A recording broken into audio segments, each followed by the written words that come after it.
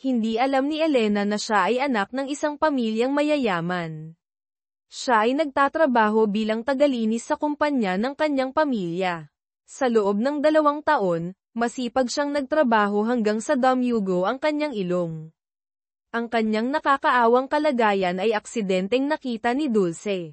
Agad na nagmadali si Dulce na ibigay ang kanyang panyo sa kanya. Nang makita ni Elena ang mukha ni Dulce, siya ay nagulat. Hindi niya inasahan na makikita siya ng isang simpleng empleyado sa mata ni Dulce. Agad na ipinahayag ni Elena ang kanyang pasasalamat, ngunit hindi niya alam na si Dulce, na napakamaalaga, ay ang kanyang tunay na ina.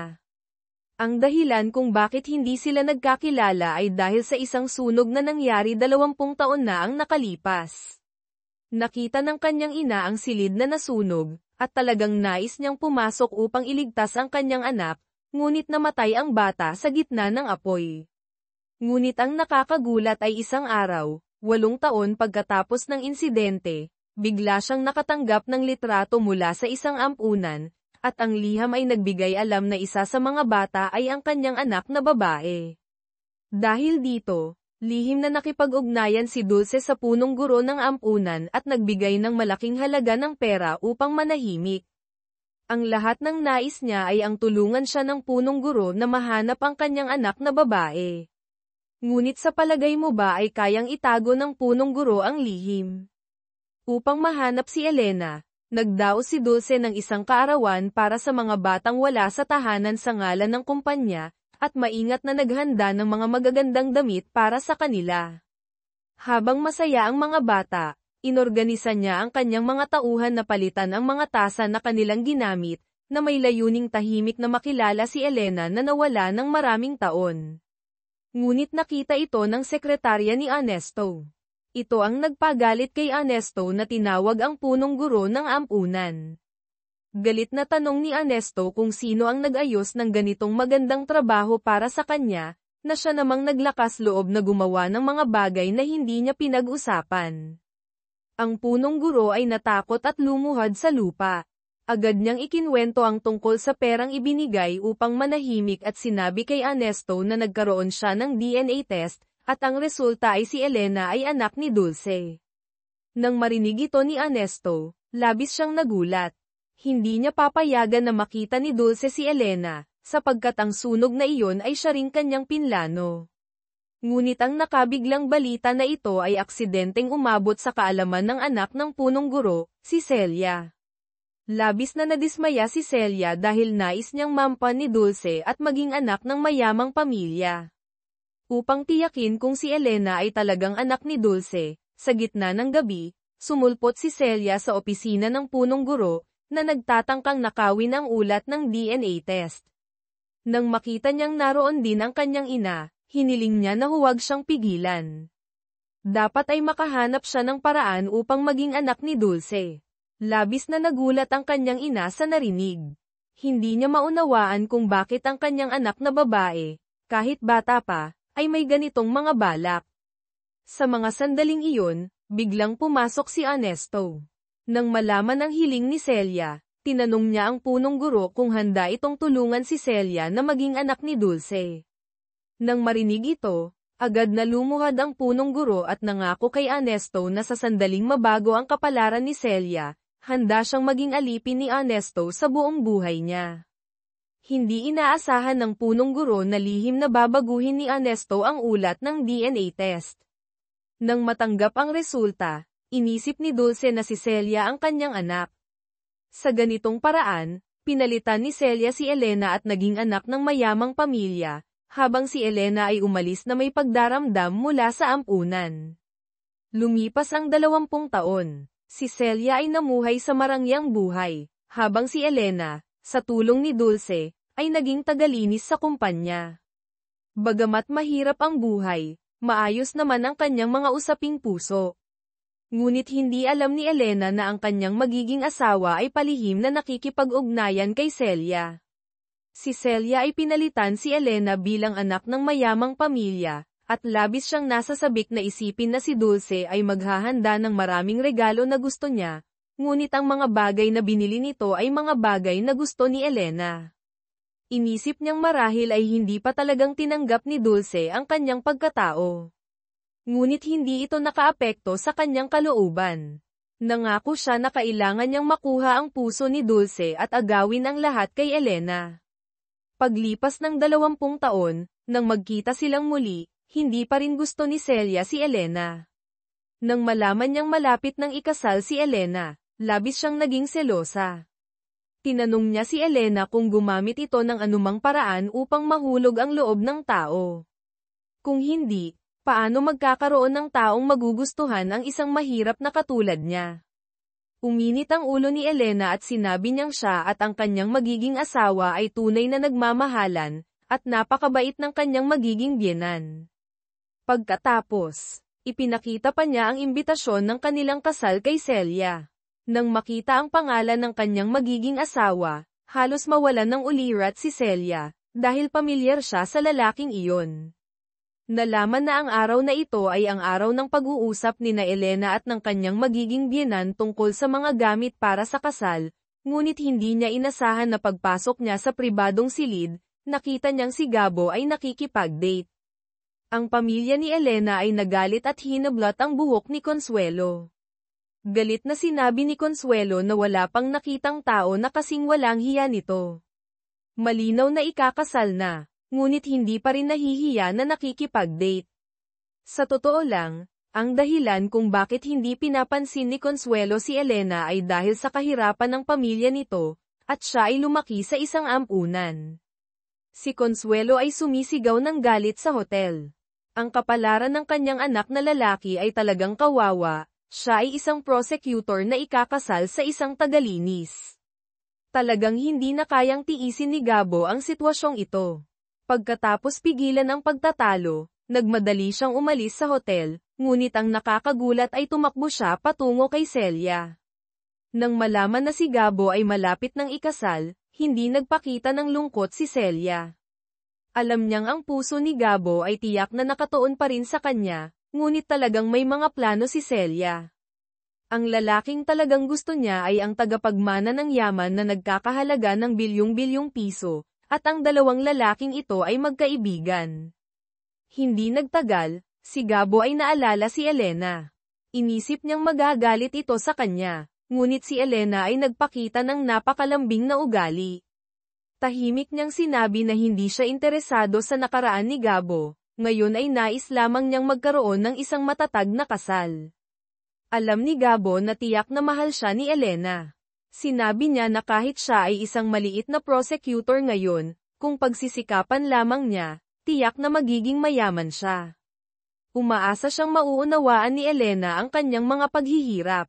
Nangako siya kay Elena na bibigyan siya ng isang mainit na kasal, ngunit hindi niya alam na ang kasal na iyon ay magiging simula ng kanyang malupit na kapalaran.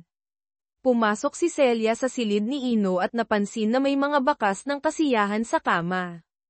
Tinatanong niya si Ino kung hindi ba siya lumampas na sa hangganan. Ikakasal na pero tila hindi pa rin siya nagbabago. Si Ino, na mayabang, ay nagtanong kung bakit hindi siya makipag-date sa iba kung siya ay mayaman.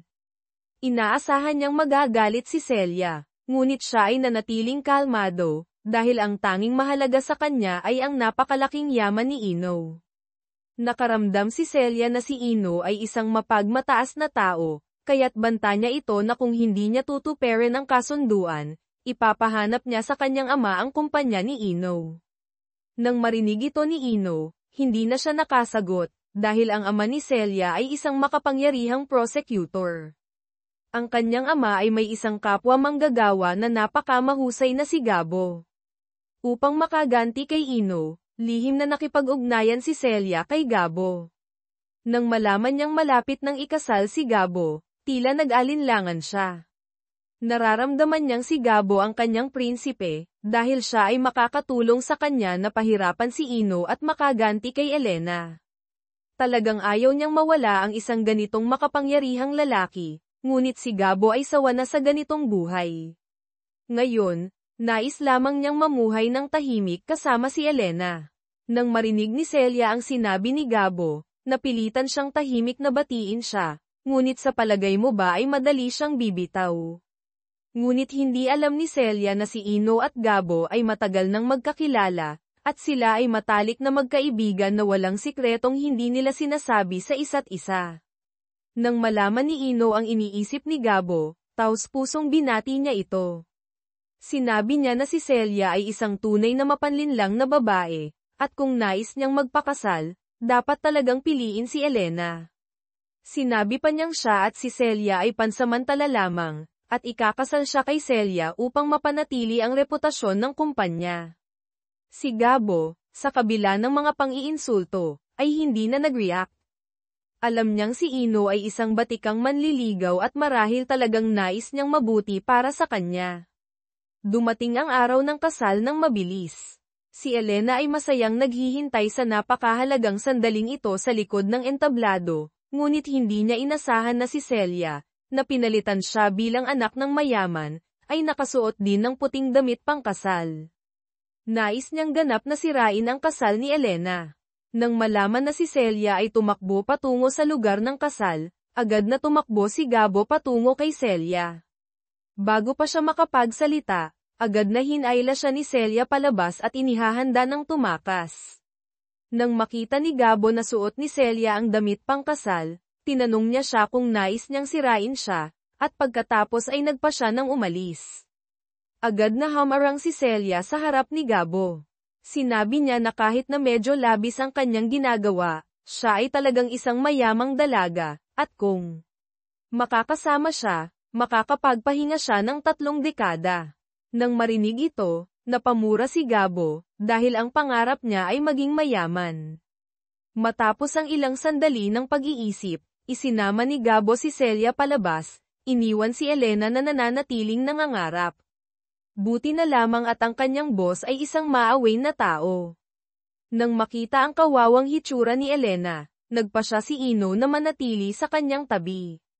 Marahil ngayon ay may kaunting damdamin si Ino para sa prinsesa ng kahirapan na ito, ngunit si Ino ay magiging asawa ni Celia, at si Celia ay kasalukuyang tumakas kasama si Gabo sa isang hotel.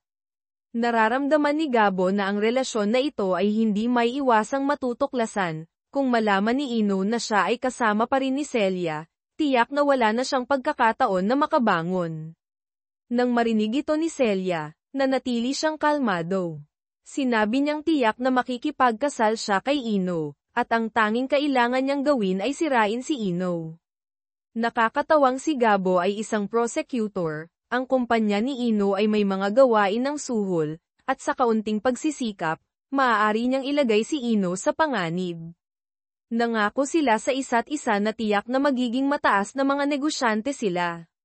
Hanggang sa hapon, saka lang naisip ni Gabo na iniwan na niya si Elena.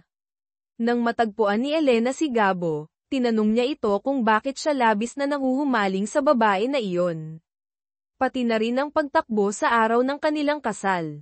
Kalma namang sagot ni Gabo na ayaw na niyang ikasal, hindi pa siya handang maging asawa. Nang marinig ito ni Elena, hindi na siya nagtanong pa. Alam niyang wala ng puso si Gabo para sa kanya, ngunit hindi niya inasahan na ang babaeng kumukuha kay Gabo ay si Celia, ang nagpalit sa kanya bilang anak ng mayamang pamilya. Nang tumakas si Gabo mula sa kasal, nakita ito ni Dulce. Pumunta si Dulce kay Celia at tinanong ang kanyang anak kung ano ang ibig sabihin ng lahat ng ito. Maliwanag na may kasunduan na. Bakit pa niya kailangang agawin ang kaligayahan ng iba? Nang makita ni Dulce na walang balak na magsisi ang kanyang anak, sinabi niya na dapat ay umiwas si Celia kay Gabo sa lalong madaling panahon. Kung malaman ng kanyang magiging asawa, tiyak na hindi na siya magkakaroon ng pagkakataong makapag-asawa sa isang mayamang pamilya. Nang marinig ang mga salitang ito ni Dulce, labis na nagalit si Celia. Naniniwala siyang may natitirang damdamin pa si Dulce para kay Elena, dahil 20 taon na ang nakalipas, inisip ni Dulce na si Elena ang kanyang tunay na anak. Matapos umalis si Celia, muling nakipag-ugnayan si Dulce kay Gabo at ikinwento ang kanyang nakita. Tinanong niya kung nais ba nitong makamit ang mataas na posisyon. Tumuloy si Gabo at matigas na sinagot na siya at si Celia ay tunay na nagmamahalan, at nagplano silang sabay na wasakin si Ino, at pagkatapos ay agawin ang bilyong-bilyong yaman nito. Sinabi ni Dulce na hindi simpleng isip ang nasa likod ng kanyang anak. Biglang nagising si Gabo sa katotohanan. Naramdaman niyang tila siya ay nalinlang ni Celia. Upang tiyakin kung totoo ang damdamin ni Celia, nagtanong siya sa ama nito kung anong klase ng lalaki ang gusto ni Celia. Ipinagmamalaki ni Ernesto na tiyak na pakakasalan ng kanyang anak ang isang nangungunang negosyante tulad ni Ino. Ang pahayag na ito ay tumusong sa puso ni Gabo.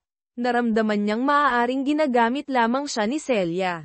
Umikot si Gabo at tumakbo patungo kay Elena. Habang tinitingnan ang magandang anak na babae sa kanyang tabi, sinasabi ni Gabo sa sarili na kailangan niyang maging mabuting ama.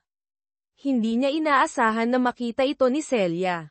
Agad niyang sinundan si Gabo at binalaan si Celia na huwag na siyang istorbohin. Ngayon, nais lamang niyang maging mabuti kay Elena. Kung nais ni Celia na pakasalan si Ino, bakit pa siya nakikialam? Galit na sinabi ni Celia na ang kasalang iyon ay itinakda ng kanilang mga magulang, at ayaw niyang pakasalan ang isang lalaking walang damdamin. Sinabi pa niyang balak niyang makipaghiwalay kay Ino. Nang marinig ito ni Gabo, hindi sinasadyang sinabi niya kay Celia na ayaw na niyang ipagpatuloy ang kanilang relasyon. Ngayon, nais lamang niyang mamuhay ng normal. Nang bumalik siya kay Elena, tinanong siya tungkol sa relasyon nila ni Celia. Sinabi ni Gabo na nakipag-usap lamang siya sa isang kaibigan tungkol sa trabaho. Si Elena, na puno ng pag-ibig, ay hindi nagtanong pa, ngunit may kutob siyang maaaring nililinlang siya ni Gabo. Si Elena, na labis na mahirap, ay walang pera para kumain, kaya't nagtrabaho siya bilang tagalinis. Sa gitna ng kanyang trabaho, biglang may isang gwapong lalaki ang dumating. Dahil sa sobrang tubig, nadulas si Ino at nahulog din si Elena. Nang magkatitigan sila, napagtanto niyang siya ang CEO ng kumpanya. Pagkatapos nilang makatayo, sinabi ni Ino na maganda ang kanyang dedikasyon sa trabaho, at sinabing sino mang makakasama siya ay tiyak na magiging masaya. Si Elena ay ngumiti ngunit hindi sumagot. Akala niya ay maghihiwalay na sila, ngunit iyon ang simula ng kanilang kwento. Noong araw na iyon, inanyayahan ni Elena si Ino na magkita. Malungkot niyang ikinwento ang tungkol sa kanyang napabayaang kasintahan. Sinabi ni Elena na naging mapagpakumbaba siya kay Gabo. Hindi niya alam kung bakit labis na nahulog ang loob ni Gabo sa babaeng iyon. Nagulat si Ino sa kanyang narinig. Bagamat hindi pa siya nakakaranas ng ganitong sitwasyon, naramdaman niya ang kalungkutan ni Elena. Ngunit sa puntong ito, hindi pa niya alam na ang babaeng nagdala kay Gabo mula sa kasal ay ang kanyang magiging asawa. Habang patuloy na nagkukwento si Elena, lalo siyang nalungkot, at sa ilalim ng impluwensya ng alak, nawalan siya ng malay. Nang matakot si Ino na mapahamak si Elena, nagpasya siyang buhatin ito pauwi. Ngunit hindi alam ni Ino na ang buong pag-uusap nila ay natano ni Celia. Pagkatapos, buhatin ni Ino si Elena pauwi. Nagulat ang pamilya ni Elena nang makita si Ino na personal na naghatid kay Elena pauwi. Nakipag-usap siya ng ilang salita at pagkatapos ay umalis. Matagal na umalis si Ino, ngunit ang kanyang isip ay puno ng mga alaala ni Elena, at nagduda siya na ito na ang pakiramdam ng pag-ibig. Nang magising si Elena, pinayuhan siya ng kanyang anak na madalas na makipag-ugnayan kay Ino. Bagamat bata pa siya at hindi nauunawaan ang mga bagay ng mga matatanda, tila naramdaman ng bata na gusto ni Ino si Elena. Hindi nagtagal, dumating si Celia sa kanilang bahay at tinanong si Elena kung ano ang ibig sabihin nito. Nais ba niyang sirain ang relasyon nila? Ipinaliwanag ni Elena na talagang nag-usap lamang sila, at ito ay isang normal na pagkakaibigan, walang anumang pribadong pagkikita. Nagalit si Celia at hinawakan si Elena. Galit siyang nagbanta na tuturuan ang batang ito ng leksyon. Alam ni Elena na habang siya ay nagiging mahina, lalo lamang magiging masama ang ugali ng kanyang kalaban, kaya't itinulak niya si Celia. Sa pagkakataong iyon, dumating si Gabo. Nang makita ito ni Celia, agad siyang nagkunwaring mahina, at kahit na nagpatakbo ng ilang luha. Nang makita ito ni Gabo, dinala niya si Celia palabas. Sa kanilang pagkikita, agad siyang niyakap at hinalikan si Celia ng may pagmamahal. Naramdaman niyang maaaring pinagtutulungan siya ni Elena. Ngunit hindi alam ni Elena na tahimik na sumusunod siya sa kanila. Nang makita ang sitwasyong iyon, napagtanto ni Elena na ang mapanlinlang na babaeng ito ang nagwasak sa kanyang kasal. Isang batang mayaman at maganda ang pumasok sa isang mamahaling tindahan ng damit. Ang mga damit na nagkakahalaga ng milyon-milyon ay pinili niyang parang basura. Ang mga tindero ay nagbigay lamang ng paalala tungkol sa mga promo, ngunit siya ay nagalit at ginamit ang kanyang bag upang hampasin ang mukha ng tindero. Ngunit hindi mo akalain na ang malupit na may-ari na ito ay isang mahirap na batang babae lamang, 20 taon na ang nakalipas. Siya ay pinalitan ang iba upang maging anak ng mayamang pamilya. Upang patuloy na itago ang kanyang pekeng pagkatao, nag-isip si Celia ng paraan upang maging tanyag. Handang isuko ang pag-ibig, ikakasal siya sa isang negosyante na hindi niya gusto, at ang dalawa ay sabay na nag-anunsyo ng kanilang nalalapit na kasal sa media. Ngunit ang pangyayaring ito ay tila isang matinding dagok kay Gabo. Iniwan niya ang kanyang magiging asawa at anak upang makasama si Celia, ngunit sa puntong ito, siya ay nahaharap sa isang malupit na kapalaran. Sa pagkakataong ito, tuluyan nang naging masama si Gabo. Sinabi niya sa sarili na kahit na kailangan niyang masaktan, dapat niyang makuha ang babaeng mahal niya. Bilang isang prosecutor, agad siyang nagdala ng tao sa harap ni Dulce. Sinabi niya na may isang taong nag-ulat ng hindi nagpapakilala na ang kumpanya nito ay may mga iligal na transaksyon, at humiling na bilang vice-presidente, kailangan niyang makipagtulungan sa investigasyon. Ang hindi sinasadyang pagkilos na ito ay hindi lamang nagpasiklab ng galit kay Celia kundi pati na rin sa kanyang mga superior. Nagbabala si Ernesto kay Gabo na agad na bawiin ang warrant laban sa kanyang asawa, kung hindi, tiyak na mawawasak ang kanyang reputasyon. Ngunit hindi natatakot si Gabo. Alam niyang nasa kanyang kontrol ang lahat. Matapos ang lahat, kagabi, nakatanggap siya ng isang mahalagang video na naglalaman ng mga iligal na transaksyon ng Cha Group, kasama na ang aksidente ng anak ng kumpanya. Matapos mapanood ang video, labis na natuwa si Gabo. Hindi niya alam kung sino ang naglalayong wasakin ang Cha Group. Ngunit para kay Gabo, ito ay isang magandang pagkakataon upang baligtarin ang sitwasyon. Pagkatapos, dinala ni Gabo ang video kay Ino, na siya ring chairman ng Cha Group, at ikinwento ang nilalaman ng video sa kanya. Labis na nagalit si Ernesto, ang kanyang presyon sa dugo ay tumaas. Hindi niya mahanap ang dahilan kung sino ang naglalayong wasakin siya. Ngunit ang agarang problema ay kung paano maayos na hawakan ang iskandalo. Nang makita ni Gabo na nalilito ang kanyang kalaban, agad siyang nagbigay ng solusyon, dapat si Dulce ang magdusa sa mga kahihinatnan, sa kondisyon. Napakasalan si Celia. Sa wakas, pumayag si Ernesto sa kahilingan ni Gabo, dahil para sa kanya, mas mabuting isakripisyo ang isang estranghero kaysa sa sirain ang kumpanya. Nang marinig ito ni Gabo, medyo nagulat siya, naramdaman niyang malapit na siyang maging mayaman. Ngunit sa puntong ito, hindi pa niya alam na si Celia ay hindi tunay na anak ng mayamang pamilya, kundi isang pawn lamang sa kamay ni Ernesto. Ngunit ang hindi inaasahan ni Ernesto ay si Ino, na labis na tumutol sa kasal, ay nagpa siya ng pakasalan si Celia. Sa katotohanan, hindi matanggap ni Ino ang sitwasyong ito. Ayaw niyang makuha ni Gabo ang mga benepisyo. Ito ay nagdulot ng kaunting pag-aalala kay Ernesto. Sa kabila ng kanyang bagong kasunduan kay Gabo, si Ino ay kanyang pamangkin.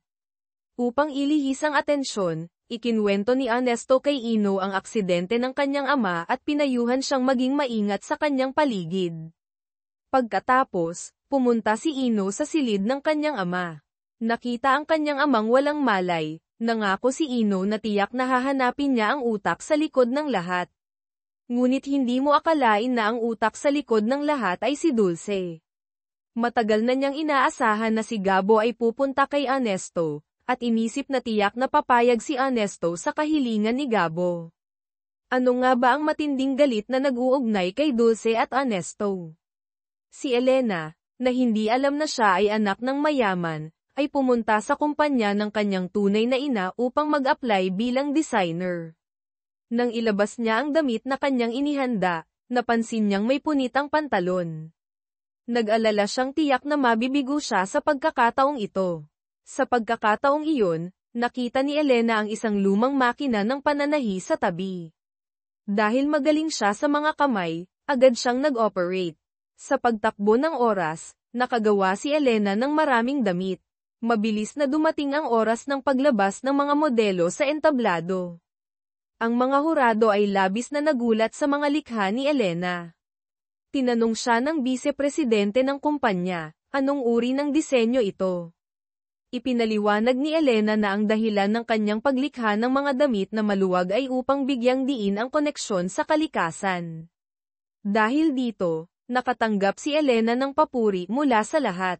Ito ay nagdulot ng galit sa peking anak na si Celia, na isa sa mga hurado. Nakita ito ni Ino at agad na dinala si Celia palabas. Mas lalo pang nagalit si Celia sa pag-alis, nagtataka kung paano nakilala ang mga gawaing ito. Sinabihan ni Ino si Celia na manahimik, alam na niya ang mga kasamaan na ginawa nito. Sa katunayan, noong gabi bago ang kompetisyon, aksidenteng nakita ni Ino si Celia na may gunting na sinira ang mga likha ni Elena habang siya ay nag-iinspeksyon sa kumpanya. Kaya tinanong niya si Celia kung bakit niya ginawang ganito ang isang kawawang babae, ano ang matinding galit na mayroon sila sa isa't isa. Bukod pa rito, hindi na niya kailangang mambuli kay Elena sapagkat siya ay anak na ng mayamang tao. Nang marinig ito ni Celia, labis siyang nagalit. Sinabi niyang mas kawawa siya kumpara kay Elena. Ang mga paghihirap na kanyang dinanas ay hindi maipaliwanag ng mga karaniwang tao. Nagbabala si Ino kay Celia na dapat na niyang alagaan ang kanyang sarili at huwag isakripisyo ang kanyang kabutihan para sa pera. Si Celia, na labis na tumutol sa kasal na ito, ay lalong nagalit dahil ayaw niyang pakasalan ang taong mayamang walang pakialam. Nang muli niyang lapitan si Gabo, sinabi niya sa kanya ang isang balita na ikagugulat ng lahat.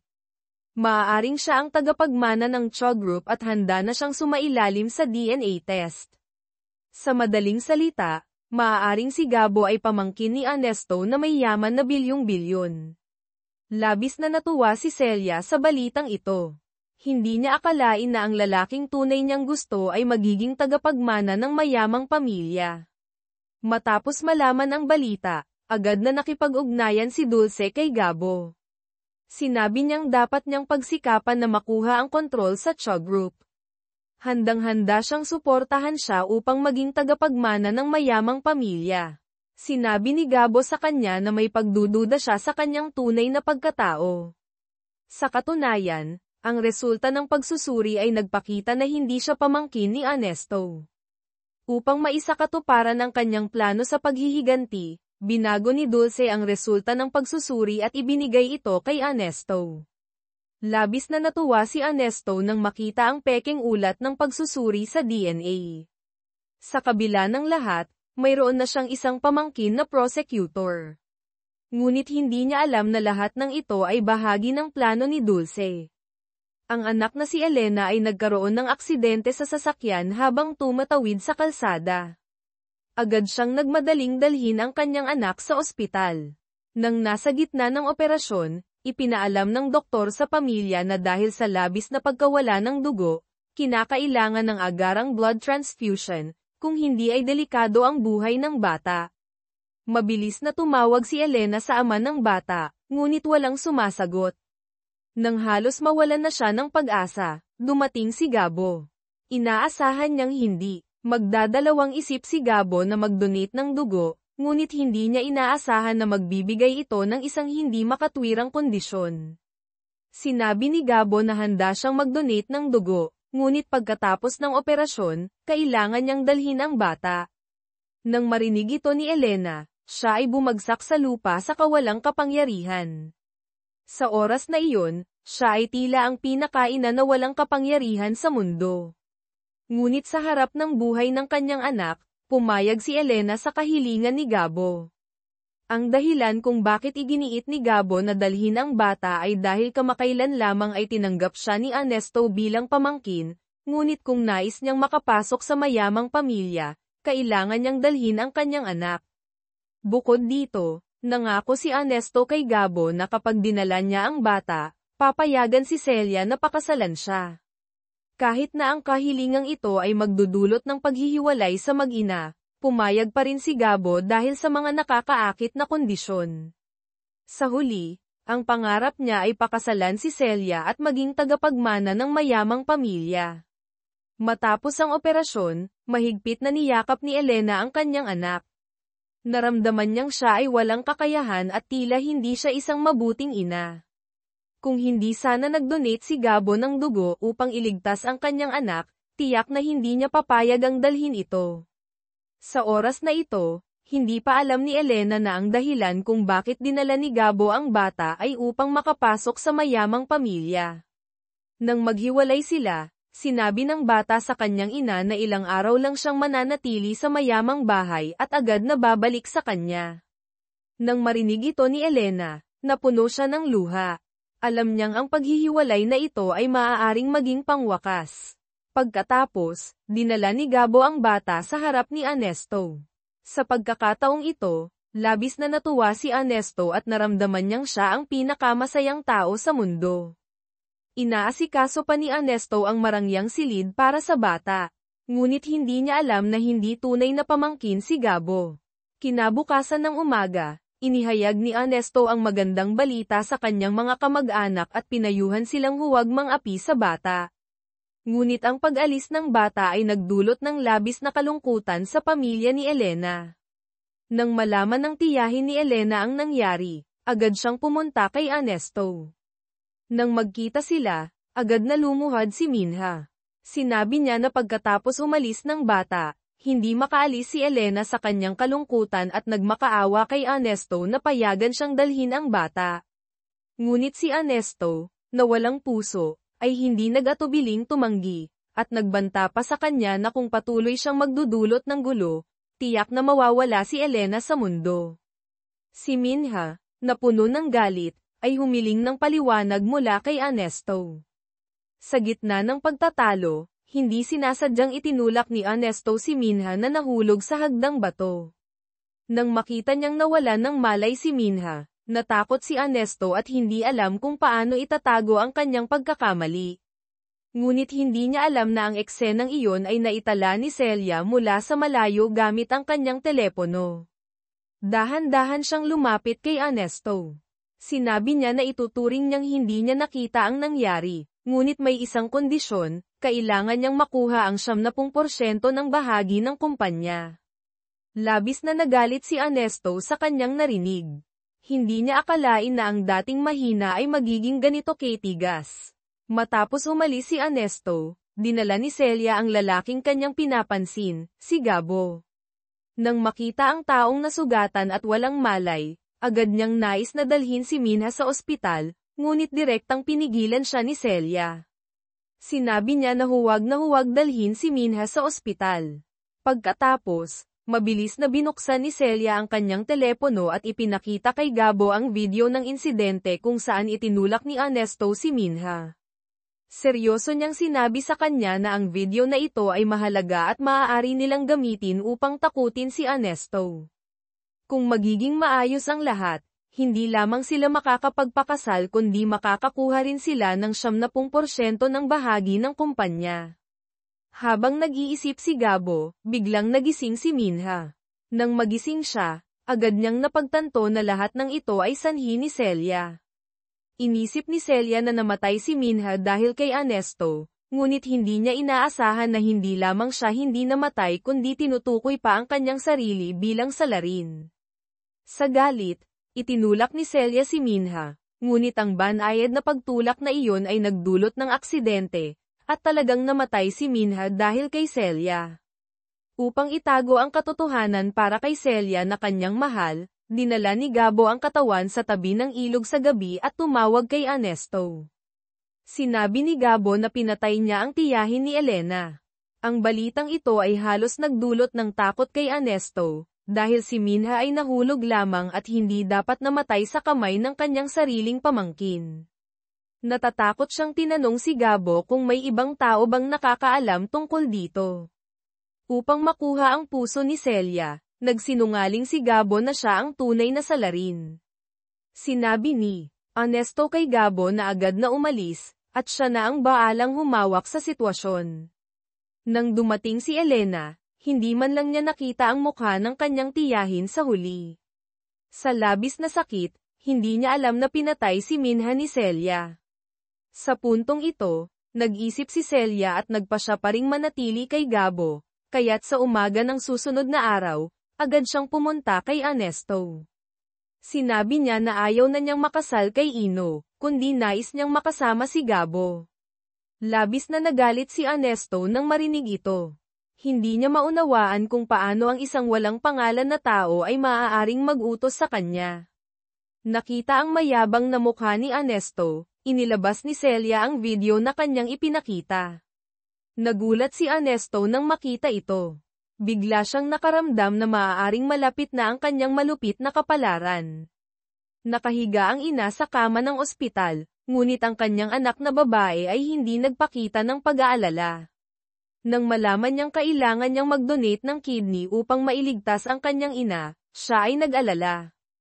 Patuloy siyang nagtatanong sa doktor kung kinakailangan ba talagang mag-kidney transplant upang mailigtas ang kanyang ina. Sinabi ng doktor na kung nais nilang mailigtas si Dulce, mas mainam na gamitin ang kidney ng kanyang anak na babae, dahil sa pagitan ng ina at anak, may tunay na ugnayang dugo. Nang marinig ito ni Celia, siya ay labis na nabahala, dahil hindi siya tunay na anak ni Dulce. At nag-aalala siya na baka magduda si Dulce kung hindi siya mag-donate. Nalaman ng mga tauhan ni Dulce ang tungkol dito at agad na nakipag-ugnayan sa doktor. Sinabi niya na kahit na siya at si Dulce ay magkasamang nagtatrabaho, nais pa rin niyang ipasuri kung ang kanyang kidney ay tugma kay Dulce. Nang tanungin niya ang doktor, narinig ng assistant ni Celia na nasa labas ng pinto ang kanilang pag-uusap, at pagkatapos ay iniulat ito kay Celia. Nang malaman ito ni Celia, agad niyang naisip na si Elena ay tunay na anak ni Dulce. Sa kanyang mga plano, sinabi niya sa sarili na hindi siya maaaring pahintulutan na makilala ni Elena at ng kanyang ina ang isa't isa, ngunit sa hindi inaasahang pagkakataon, sinadyang lumikha siya ng isang aksidente. Nang harapin ang paparating na motorsiklo, nanatiling kalmado si Celia. Nang dumating si Dulce, siya ay nakahiga na sa kama ng ospital. Nakita ang kanyang anak na sugatan, labis na nasaktan si Dulce. Sinabi ni Celia na nais din niyang mag-donate ng kidney para sa kanya, ngunit pagkatapos ng aksidente, siya ay may mabuting intensyon ngunit walang kakayahan. Nang marinig ito, nagpasya si Dulce na huwag nang gamitin ang kidney ni Celia, ngunit hindi niya alam na sinadyang saktan ni Celia ang kanyang sarili, at hindi rin niya alam na hindi siya tunay na anak ni Dulce. Pagkatapos, nakipag-ugnayan ang ospital kay Elena, at labis na nagulat si Elena nang marinig ang balitang ito. Sa oras na iyon, hindi niya alam na siya ay tunay na anak ni Dulce. Upang pasalamatan ang batang nagligtas sa kanyang buhay, nagpasya si Dulce na ampunin ang batang ito at sa harap ng kanyang pamilya, inihayag niya ang desisyong ito. Labis na nagulat si Ernesto, dahil ang batang ito ay sobrang pamilyar sa kanya. 20 taon na ang nakalipas, siya mismo ang nagpalit ng pagkatao ng batang ito. Pagkatapos, nakipagkita si Ernesto kay Dulce ng pribado at tinanong kung nais ba niyang samantalahin ang pagkakataon upang baguhin ang kapalaran ni Elena. Ipinaliwanag ni Dulce na nais lamang niyang pasalamatan ang batang ito, at walang ibang damdamin na kasangkot. Nang marinig ito ni Ernesto, hindi siya nagbigay ng sagot, palagi niyang iniisip na si Dulce ay walang kakayahan na gumawa ng malaking bagay. Ngunit sa tingin mo ba, sa kalooban ni Dulce, ang tanging nasa isip niya ay ang ampunin si Elena? Nang malaman ni Celia na siya ang pumalit kay Elena bilang anak ng mayaman, hindi siya nagpakita ng takot dahil siya ay buntis. Nang matagpuan ni Dulce si Celia, Labis siyang natuwa at agad na sinabi sa kanya ang balitang ito, upang maunawaan ng kanyang ina kung bakit hindi siya nag-donate ng organ. Agad na niyakap ni Dulce si Celia. Naramdaman niyang mas mahalaga ang balita ng pagbubuntis ng kanyang anak kaysa sa kanyang sariling mga problema. Upang hindi mahalata ng iba ang kanyang pekeng pagkatao, tinawag ni Celia ang kanyang ama at sinabi na siya ay buntis, dahil ang bata sa kanyang sinapupunan ay hindi maaaring sumailalim sa kidney transplant kay Dulce. Nang marinig ito, agad na lumuhad si Bumsok sa harap ni Celia. Naniniwala siyang tanging ang kanyang anak na babae ang pinakaangkop para sa kanyang ina, at sa pagkakataong iyon, dumating si Dulce. Nakita ang kanyang anak na naguguluhan, nagbigay ng babala si Dulce sa kanyang asawa na huwag pag-usapan ang tungkol sa operasyon kay Celia at seryosong sinabi na walang mas mahalaga kaysa sa pagbubuntis ng kanilang anak. Dahil dito, agad na nakipag-ugnayan si Bumsok kay Elena at sinabi sa kanya ang kanyang kahilingan. Nang marinig ito, agad na pumayag si Elena, ngunit may isang kondisyon, kailangan niyang makuha muli ang karapatan sa pag-aalaga sa kanyang anak na babae. Basta't maibabalik sa kanya ang kanyang anak, handa siyang isagawa ang kidney transplant kay Dulce. Nagulat ang batang si Lolem nang matuklasan niyang tila huminto na sa paghinga ang lalaking mayayaman na lihim niyang minamahal. Agad siyang nagpanik at nagpasya na dalhin siya sa ospital. Nang hawakan ni Elena ang kanyang telepono, biglang may isang tao na tumakbo mula sa likuran at pinigilan siya. Sinabi ng taong iyon na patay na si Ino at wala nang balak na isalba siya. Ang pahayag na ito ay labis na nagbigay takot kay Elena. Hindi niya akalain na magiging ganito kauwang si Celia. Nang nais pang tiyakin ni Elena kung buhay pa si Ino, napansin niya ang kwintas na matagal na niyang suot mula pa noong bata siya. Ang kwintas na ito ay simbolo ng kanyang ugnayan sa kanyang tunay na ina. Nakita ito ni Celia at agad na kinuha, sinasabing ito ay kanya. Sa pagtingin kay Celia na mayabang, alam ni Elena na tiyak na may nakatagong lihim. Ngunit sa kasamaan ni Celia, sinabi nitong ninakaw niya ito upang agawin ang kanyang ina at mamuhay sa marangyang buhay. Sa galit, tinanong ni Elena ang kanyang kalaban, sino ba talaga ang ina ko? Habang nag-aaway ang dalawa, biglang dumating si Dulce. Agad na nagbihis ng kawawa si Celia, na nagpalala sa galit ni Dulce. Itinulak niya si Elena, hindi pinapayagan ang sino man na mang-api sa kanyang anak. Pagkatapos, nakita ni Dulce si Ino na nakahiga sa lupa, nag-alala siya at tumawag sa ospital. Matapos ang tawag, tinanong ni Dulce si Elena, ikaw ba ang pumatay kay Ino? Nais mo bang ipasa ang kasalanan sa iyong anak? Labis na natatakot si Elena at hindi na siya makapagpahayag ng saloobin, hindi niya alam kung paano haharapin si Dulce. Sa puntong ito, narinig ng lola ni Ino ang balita at tumakbo papunta sa lugar. Nang makita ang kanyang apo na nakahiga sa lupa, agad na hinawakan ni Ernesto ang damit ni Elena at nagalit na tinangkang saktan siya, sabik na ipasa ang kasalanan sa kanya. Ngunit sa oras na iyon, hindi alam ni Ernesto na si Celia ang hindi sinasadyang nagdulot ng pinsala kay Ino at nagplano pa siyang sirain ang mga ebidensya. Sa mahalagang pagkakataong ito, biglang sumulpot si Elena at nagbigay ng pagkakataon kay Celia na ipasa ang kasalanan sa iba. Hindi alam ng kawawang Elena kung anong uri ng pagdurusa ang kanyang haharapin. Matapos dalhin si Ino sa ospital, agad na napagtanto ni Dulce ang tindi ng sitwasyon. Upang maprotektahan ang kanyang anak, nagpasya siyang isakripisyo si Elena na dati nang nag-donate ng kidney para sa kanya. Si Elena ay naharap sa mga akusasyon ng makapangyarihang pamilya at ipinakulong. Nang siya ay naghahanda sa kanyang parusa, nakipag-ugnayan siya kay Dulce at sinabing handa siyang tanggapin ang makatarungang hatol, ngunit may isang bagay siyang nais ipaalala sa kanya, si Celia ay maaaring hindi tunay na anak niya, dahil ang kwintas na simbolo ng kanyang pagkatao ay kinuha ni Celia. Pagkatapos, inalis ni Elena ang kanyang buhok at iminungkahi kay Dulce na muling magsagawa ng pagsusuri ng pagkakapareho. Nang makita ni Dulce ang ginawa ni Elena, siya ay naguluhan at nagkaroon ng pakiramdam na si Elena ang tunay niyang anak. Pag-uwi, hawak ni Dulce ang kwintas na ibinigay niya sa kanyang tunay na anak at nagmuni-muni. Biglang kinuha ni Celia ang kwintas. Sinabi niya na dati ay ninakaw ito ni Elena, kaya't paano ito napunta sa kanyang ina. Nang marinig ito ni Dulce, nagduda siya. Sinabi ni Celia na si Elena ay isang tusong babae na may masamang balak, na nag-iisip lamang kung paano siya papalitan. Kahit na mahal ni Dulce si Celia, naisip niya ang nakakaawa na anyo ni Elena at nais pa ring malaman kung sino talaga ang kanyang tunay na anak.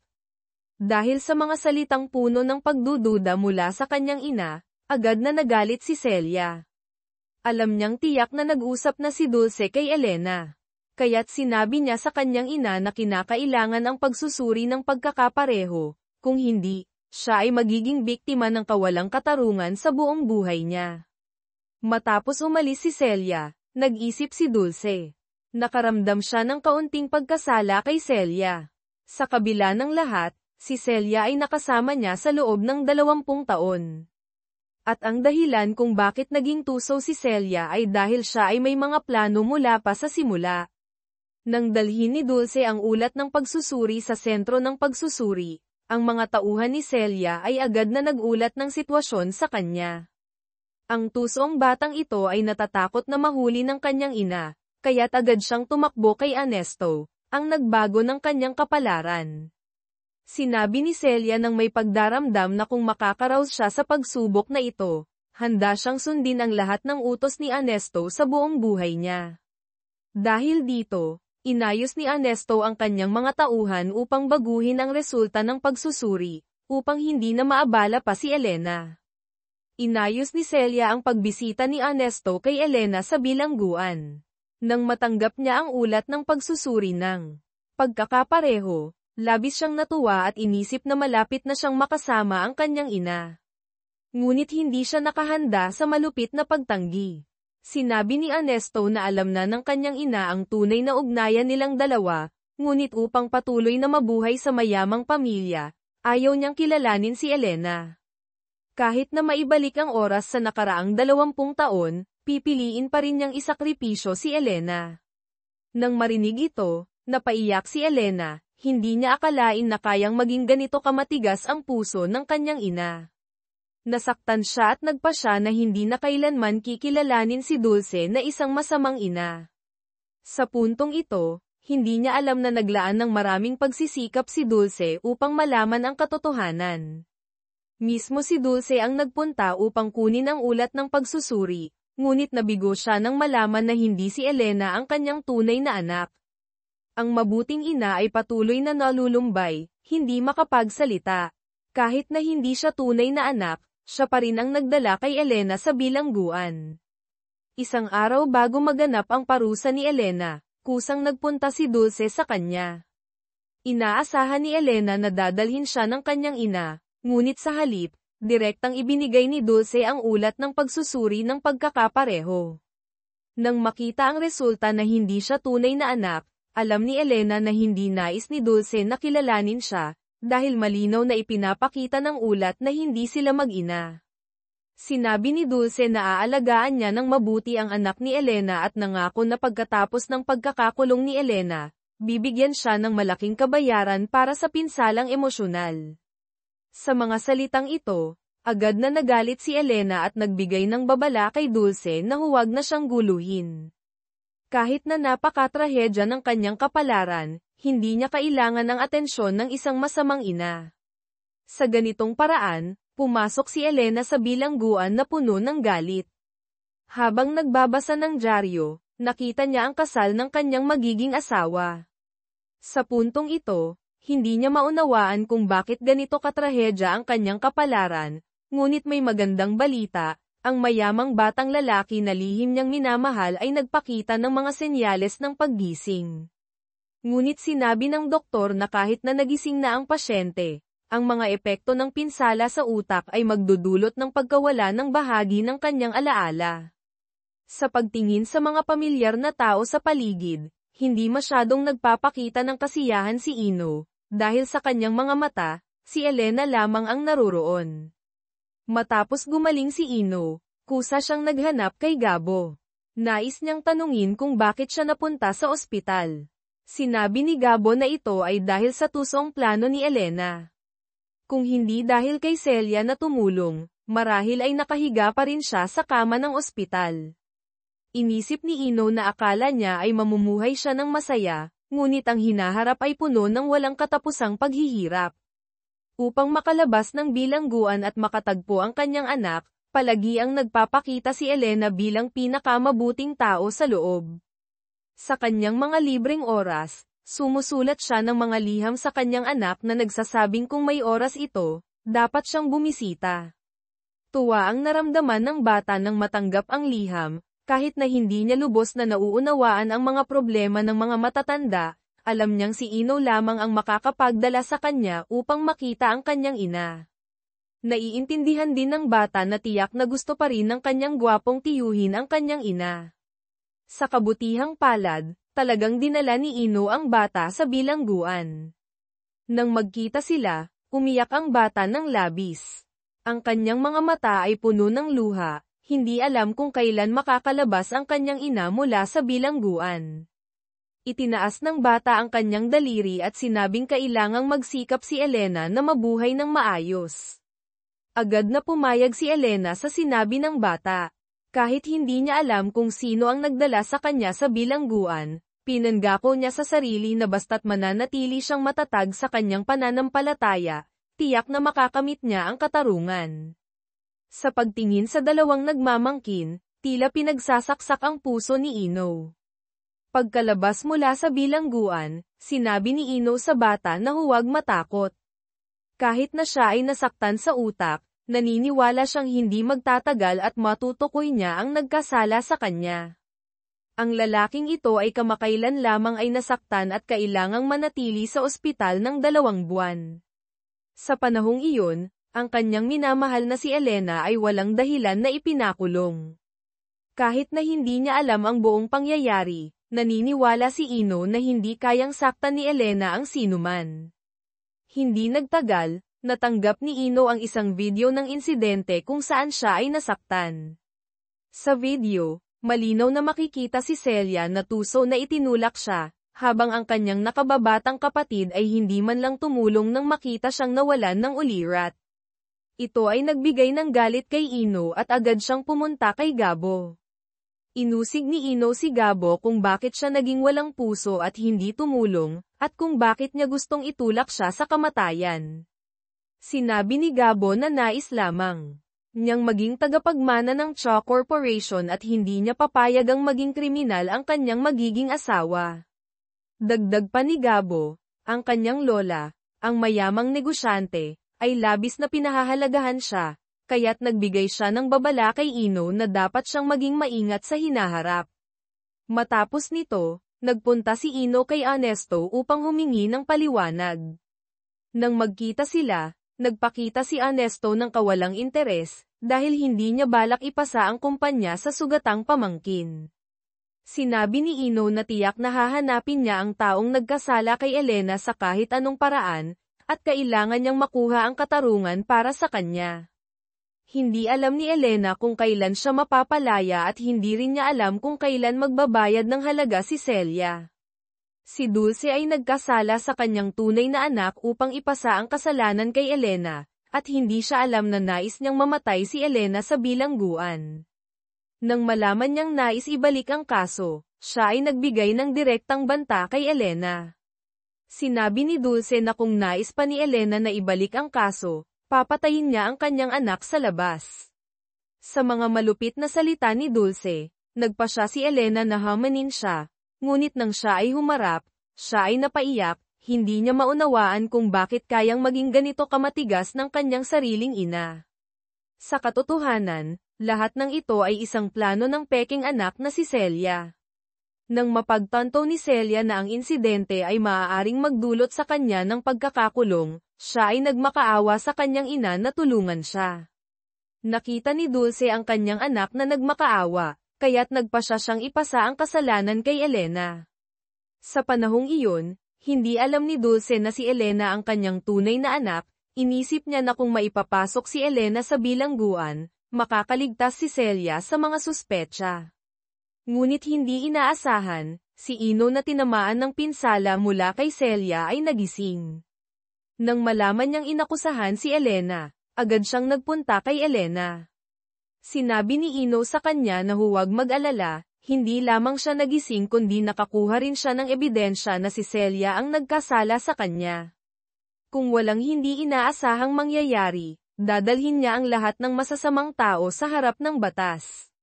Sa nakitang determinasyon ni Ino, alam ni Elena na malapit na siyang mapawalang sala. Pagdating sa bahay, inihayag ni Ino sa kanyang pamilya na hawak niya ang mahalagang ebidensya ng krimen, kung hindi nila palalayain si Elena, ilalabas niya ang video ng insidente. Nang marinig ito ni Celia, siya ay labis na nabahala, dahil siya ang salarin sa video.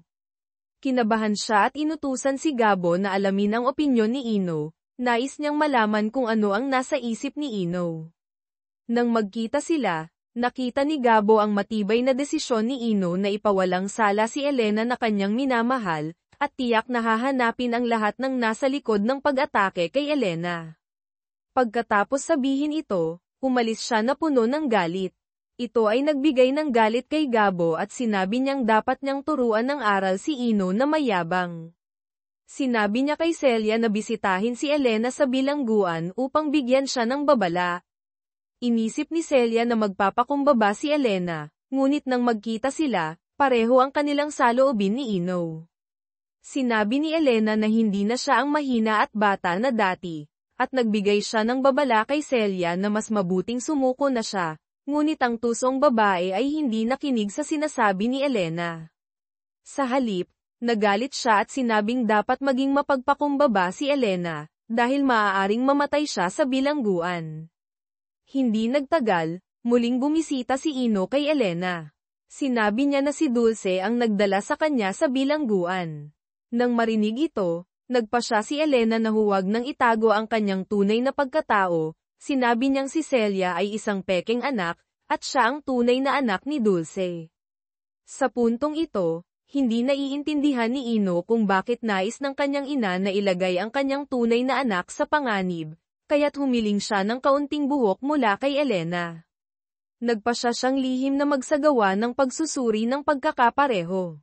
Ang kawawang si Lolem ay hindi kailanman inisip na siya ay anak ng isang mayamang tao, ngunit sa bilangguan, wala siyang pagkakataong makilala ang kanyang ina. Matapos ang mga buwan ng pagdurusa, dumating din ang araw ng kanyang paglaya.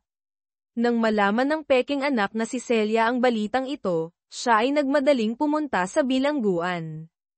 Alam niyang pagkatapos ng paglaya ni Elena, tiyak na makikita niya ang kanyang ina. Sa panahong ito, si Elena ay matatag na hindi alam ang panganib na paparating. Si Celia ay nakaupo sa isang marangyang sasakyan, handang patayin si Elena. Siya ay nagalit at nangako na hindi niya pahihintulutan na makuha ni Elena ang kanyang ina, ngunit nang malapit na niyang banggain si Elena, siya ay nag-atubili, hindi dahil nais niyang patawarin si Elena kundi dahil siya ay buntis. Sa ganitong paraan, si Elena, na puno ng kasiyahan, ay sumakay sa isang taxi. Kung walang hindi inaasahang mangyayari, tiyak na malalantad ang katotohanan, ngunit sa pagliko, isang truck ang biglang sumalpok. Sa unang araw ng kanyang paglaya, ang kawawang si Elena ay nakaranas ng isang aksidente sa sasakyan. Sa pagkakataong ito, si Gabo ay nakatayo mula sa malayo na may ngiti sa kanyang mukha. Bilang asawa ni Celia, dapat niyang pigilan si Elena. Ngunit sino ang mag-aakalang si Gabo ay dating kasintahan ni Elena? Si Celia, na malapit sa lugar, ay labis na nagulat sa ginawa ni Gabo. Hindi niya akalain na mas malupit pa ito kaysa sa kanya. Bago siya mawalan ng ulirat, sinabi ni Celia sa kanyang katulong na habulin si Elena at bigyang babala ito na dapat na niyang isuko ang kanyang mga balak. Nang marinig ito, pinaikit ni Elena ang kanyang mga mata. Hindi niya akalain na kayang maging ganito kamatigas ng kanyang ina. Si Dulce, na hindi alam ang nangyayari, ay nag-aalala para kay Elena, ngunit nang tumawag siya, walang sumasagot. Hindi alam ni Dulce na si Elena ay nasa panganib. Ngunit isang kakaibang pangyayari ang naganap. Habang si Gabo ay naghahanda na suriin ang lugar ng aksidente, napansin niyang ang sugatang si Elena ay biglang nawawala. Agad siyang umuwi upang ipaalam ito kay Ernesto at humiling na dapat ipahayag ng pamilya sa publiko na si Elena ay patay na. Pagkatapos, si Gabo at Celia ay nagpunta sa harap ng anak ni Elena. Sinabi ni Celia na patay na ang kanyang ina, at kung nais nitong mabuhay, dapat itong sumunod. Ang bata ay natatakot at napaiyak. Ang bata ay masyadong bata upang tanggapin ang balita ng pagkamatay ng kanyang ina. Pagkatapos, siya ay tumakbo palayo sa lugar na iyon na puno ng kalungkutan. Nang matagpuan ni Gabo ang kanyang anak, natutulog na ito dahil sa labis na kalungkutan. Hawak ni Gabo ang larawan ni Elena kasama ang bata. Sinabi niya sa sarili na kahit hindi niya matagpuan si Elena, kailangan niyang alagaan ang bata ng mabuti. Dahil sa pagdaramdam na hindi makalimutan ng kanyang asawa ang dating kasintahan, si Celia na nagdadala ng sanggol ay labis na nagalit. Pagkatapos, tinanong niya ang kanyang asawa kung nais pa rin nitong hanapin si Elena, at kung nais nitong alagaan ang batang nawalan ng ina. Galit na sumagot si Gabo na kahit buhay o patay si Elena, huwag na sanang guluhin ang bata. Nang marinig ito ni Celia, siya ay labis na nagalit, ngunit sa pagkakataong ito, nagkaroon ng aksidente. Si Celia, dahil sa labis na galit, ay nagkaroon ng pagkalaglag. Nang dalhin siya sa ospital, hindi na isalba ang bata sa kanyang sinapupunan. Si Celia ay nagalit at sinisi si Elena sa lahat ng mga trahedya. Nangako siyang habang siya ay buhay, hindi niya kailanman patatawarin si Elena. Nang malaman ni Dulce ang balita na si Elena ay namatay, siya ay labis na nagsisi at nagpunta sa lugar kung saan nanirahan si Elena, yakap ang larawan nito. Punong-puno siya ng pangungulila, kahit na hindi siya tunay na anak ni Dulce, ang biglaang paghihiwalay ay nagdulot sa kanya ng kalungkutan. Sa puntong ito, hindi pa rin alam ni Dulce na si Elena ay kanyang tunay na anak. Mabilis na lumipas ang 3 taon. Unti-unti, si Dulce ay nakalabas na sa dilim, hindi lamang siya naging mas maganda kundi pati na rin ang kanyang karera ay umunlad. Ang kumpanya sa ilalim ng kanyang pamamahala ay patuloy na umabot sa mga bagong antas ng kita. Si Ernesto ay nagplano pang ihandog siya bilang susunod na tagapangasiwa ng kumpanya. Sa panahong ito, habang si Dulce ay labis na nasa sabik, bigla na lamang niyang inihayag na ang kanyang pamangkin na si Ino ay bumalik mula sa kanyang tagumpay. Ito ay tiyak na isang malupit na dagok sa ambisyon ni Dulce. Si Ino ay bumalik at ipinakilala ang kanyang magiging asawa sa harap ng pamilya. Ngunit ang hindi inaasahan ng lahat ay ang magandang babae na ito ay si Elena, na biglang nawala 3 taon na ang nakalipas. Ang pamilya ay nagulat nang makita siya. Dahil si Elena ay idineklarang patay, bakit siya muling nabuhay? Agad na nilapitan ni Ernesto si Ino at tinanong kung bakit siya biglang nagdeklara ng kasal. Bakit ang kanyang magiging asawa ay si Elena na biglang nawala? Maayos na ipinaliwanag ni Ino na nakilala niya si Elena sa ibang bansa at walang lihim na dapat imbestigahan. Sa pagkakataong ito, si Dulce ay hindi mapakali. Iniisip niyang ang biglaang pagbabalik ni Elena ay tiyak na may dalang misyon. Kung hindi siya nagkakamali, maaaring siya ay isang malakas na kalaban ng kanyang at ng kanyang anak. Upang malaman kung ano ang nangyari 3 taon na ang nakalipas, muling hinanap ni Dulce si Elena. Nais niyang makuha ang ilang sagot mula sa kanya. Sinabi ni Elena na ang kanyang pangunahing layunin ngayon ay ang magdaos ng kasal sa pamangkin ni Ernesto at nagbigay ng babala kay Dulce na huwag na siyang makipag-ugnayan sa kanya. Kahit na sa aksidente sa sasakyan, hindi niya nakita ang mukha ni Dulce. Alam niyo na si Dulce ay tiyak na nais siyang patayin, wala na siyang pakialam kung sila ba ay mag-ina o hindi. Kahit na si Dulce ay kanyang tunay na ina, huli na ang lahat. Nang marinig ito, si Dulce ay labis na naguluhan, ang aksidente sa sasakyan 3 taon na ang nakalipas ay hindi niya pinaplano, bakit siya ang itinuring na salarin? Bagamat naisip niyang ipapatay si Elena, ang kanyang konsensya ay nagising, at hindi niya talagang nais na saktan ang kanyang kalaban. Sinabi ni Elena na bago siya mawalan ng ulirat, may isang babae na nagbigay sa kanya ng babala, na ang taong iyon ay nais na huwag siyang makilala ng kanyang ina. Si Dulce, nang marinig ito, ay labis na nagulat, dahil hindi siya kailanman pumunta sa lugar ng insidente. Pagbalik sa bahay, si Dulce ay labis na naguguluhan, hindi niya maunawaan kung ano ang nangyari. Upang imbestigahan ang sanhi ng insidente, kinuha ni Dulce ang mga kamera ng seguridad mula sa lugar ng aksidente sa sasakyan 3 taon na ang nakalipas. Siya ay nagulat nang matuklasan na ang kanyang anak na babae ay nakaupo sa loob ng sasakyan at nakatingin sa aksidente. Agad siyang nakipag-ugnayan kay Celia at tinanong kung bakit ito naroroon sa lugar ng insidente. Sinabi ni Celia na kahit nais niyang itulak si Elena sa kamatayan, hindi siya ang nagmaneho ng sasakyan na tumama dito. Dahil siya ay buntis noon, pinili niyang huwag saktan si Elena para sa kaligtasan ng kanyang anak. Ito ay nagdulot ng kaunting pagdududa kay Dulce, sino ang nagmimik sa kanya upang sirain ang ugnayan nila ni Elena.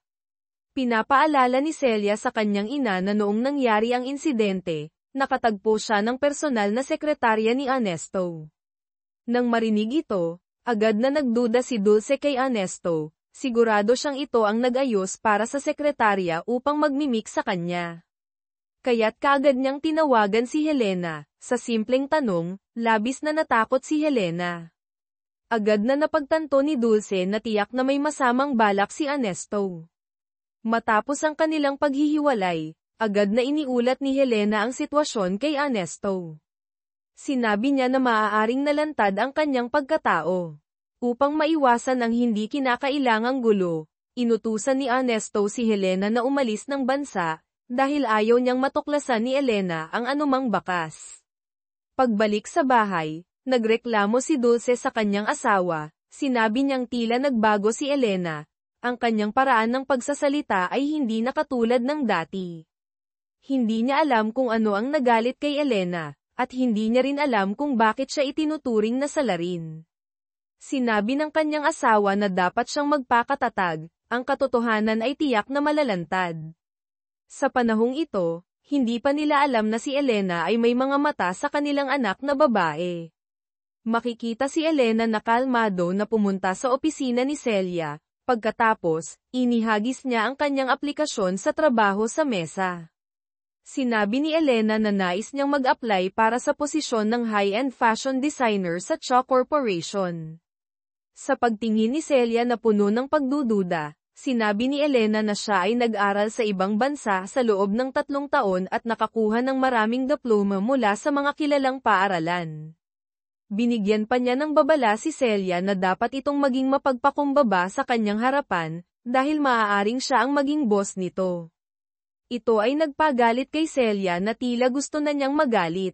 Nais pa rin niyang turuan ng leksyon ang batang ito na hindi sumusunod. Ngunit hindi niya inasahan na ganap na nagbago si Elena, siya ay bumalik at hinawakan ang kwelyo ni Celia. Binigyan ni Elena ng babala si Celia na hindi lamang siya nais na mabawi ang kanyang bahagi kundi nais din niyang muling makuha ang nawalang pag-ibig. Nang marinig ito, agad na natakot si Celia, hindi siya makapaniwala na naaalala pa ni Elena si Gabo. Pagkatapos, tumalikod si Elena at tinawagan si Gabo. Alam niyang tiyak na naaalala pa siya nito. Akala ni Gabo ay nais ni Elena na pag-usapan ang isang bagay, ngunit nang magkita sila, bigla siyang sinampal ni Elena. Siya ay nagdaramdam at nagpasya na sirain si Gabo. Ngunit hindi nagalit si Gabo, sa halip, direkta siyang nagbanta kay Elena. Sinabi ni Gabo na ang kanilang anak ay nasa kanyang kamay, at kung nais niyang makipaglaban para sa kustodiya, mas mabuting sumunod siya. Agad na nagbago ang ekspresyon ni Elena, siya ay nagpakita ng isang malambot na mukha. Itinaas niya ang kanyang maliit na kamay sa pisngi ni Gabo at sinabing hindi pa rin niya nalilimutan ang kanilang nakaraan. Halos mawalan ng ulirat si Gabo sa narinig, pakiramdam niya ay mahal pa rin siya ni Elena. Sinabi ni Elena na maghintay siya ng kaunti, Kailangan niyang ayusin ang mas mahalagang bagay bago siya bumalik sa kanya. Magpapakita siya kay Gabo na may bagong anyo. Pagkatapos, aktibong hinanap ni Elena si Ernesto. Nang magkita sila, siya ay lumuhad at humiling kay Ernesto na tulungan siyang alisin ang kanyang kaaway, na si Dulce, na nais siyang patayin. Sa puntong ito, hindi pa niya alam na si Dulce ang kanyang tunay na ina. Halos napatawa si Ernesto sa narinig. Nais niyang makita ang eksena ng mag-inang